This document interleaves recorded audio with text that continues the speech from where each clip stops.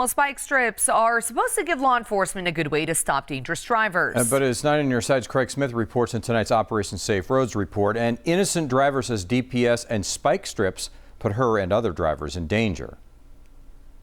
When you're driving, you have enough to worry about from other drivers, but a Tucson woman says Arizona DPS did something that disabled her car and left her by the side of the road. Kim Ajita says on Saturday she was headed up I-10 to celebrate her mother's birthday. She says near Casa Grande she saw other drivers hit their brakes as a DPS trooper crouched near the side of the road. And in a split second went over whatever's in the road, realized something horrific happened.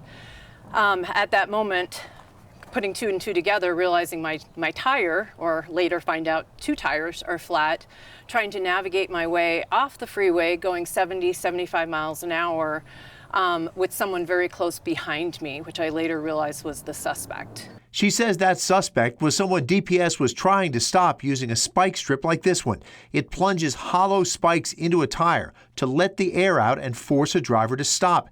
In this demo, the officer pulls the strip back as soon as the right car hits the spikes. Kim Ajita says the suspect kept going, but she and several other drivers had to struggle to pull over without having a wreck. And there was a woman in front of me who also had a flat tire. She was traveling with a friend who was further back going up to Phoenix, who identified 6 other cars that she counted on the side of the road. And I later learned this was a 31-mile pursuit that started about in Eloy or Picacho Peak. Ajita feels by setting spike strips on a busy freeway, DPS needlessly put innocent drivers at risk.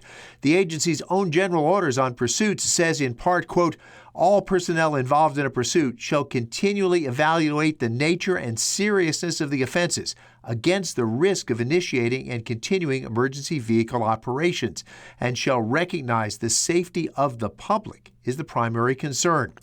DPS troopers did come to check on her. You know, it's just disappointing that the response from them was, sorry this happened, glad you're okay. She says troopers did call a tow truck to take her car to a tire shop, but between tow truck fees and new tires, Ajita says she was out more than $700. She's had to file with DPS to try to get that money back.